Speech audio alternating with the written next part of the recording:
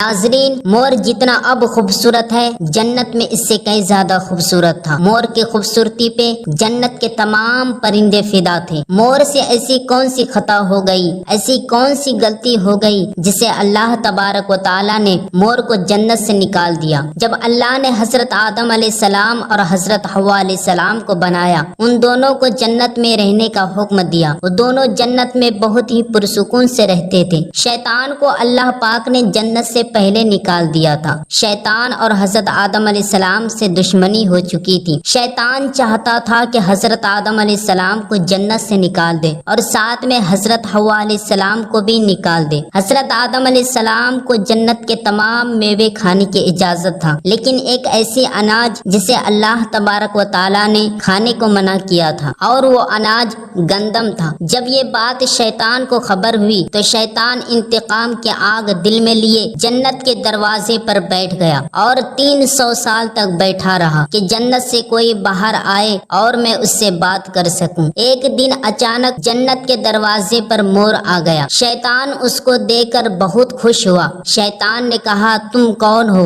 उसने कहा, मैं मोर हूँ। मोर ने कहा, तुम अपना तारुफ करवाओ। शैतान ने कहा, मैं आलमे कुरोबिया का एक फरिश्ता हूँ। मैं अल्लाह ताला की इबादत से एक पल भी गाफिल नहीं हूँ और मैं चाहता हूँ जन्नत के अंदर जाऊं, वहाँ की नेमत अपनी आंखों से मुशाहिदा करूं। शैतान ने कहा, तुम मुझे जन्नत के अंदर ले जाओ, मैं तुम्हें 3 ऐसी बातें बताऊंगा जिसे तुमको बीमारी और बुढ़ापा नहीं आएगा, तुम हमेशा जन्नत में ही रहोगे। शैतान ने मोर को लालच दिया। मोर लालच में आकर कहा, मुझ में तो इतनी ताकत नहीं कि मैं तुमको जन्नत के अंदर ले जाऊं, लेकिन मेरा एक सांप दोस्त है, शायद वो तुम्हारी मदद कर सके। शैतान की सारी बातें सांप को बताया। सांप बहुत खुश हुआ और शैतान को मोर ने मुंह में छुपाकर जन्नत के अंदर ले गया और शैतान अपनी चाल में कामयाब हो गया। फरिश्तों को ये पता हो गया कि शैतान जन्नत के अंदर दाखिल हो गया है। सभी फरिश्ते शैतान को जन्नत से निकालने लगे। तभी अल्लाह तबारक व तआला का हुक्म हुआ कि शैतान को जन्नत में ही रहने दिया जाए। शायद ये हजरत आदम अलैहिस्सलाम का इम्तिहान था। शैतान हजरत आदम अलैहिस्सलाम के पास पहुंचा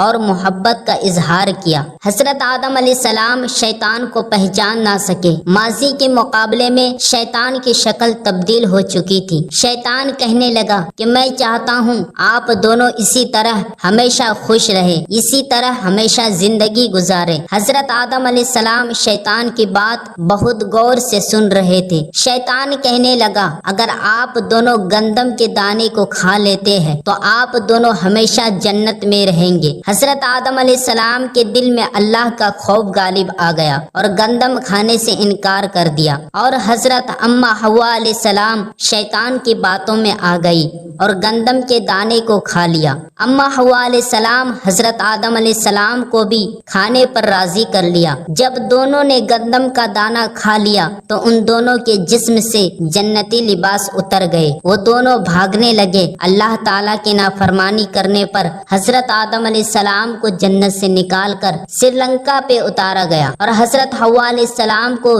जिद्दा के सरजमीन पर भेज दिया। हजरत आदम अलैहिस्सलाम को सजदा ना करने की वजह से शैतान को जन्नत से निकाला गया था। मोर ने शैतान को जन्नत के अंदर दाखिल किया था। अल्लाह पाक ने मोर की खूबसूरत छीन ली और जन्नत से निकाल दिया। सांप ने भी शैतान की मदद की थी। सांप को भी जन्नत से निकाल दिया गया। हजरत आदम अलैहिस्सलाम और हजरत हव्वा अलैहिस्सलाम काफी अरसा अल्लाह पाक से माफी मांगते रहे, रोते रहे और एक दूसरे को ढूंढते रहे, अल्लाह ताला से दुआ करते रहे। बहुत ही मुद्दे गुजर चुकी थी, फिर अल्लाह पाक ने उन दोनों की तौबा कबूल कर ली और एक दूसरे से मिला दिया। ऐसी वाकया जानने के लिए हमारी चैनल को सब्सक्राइब करें।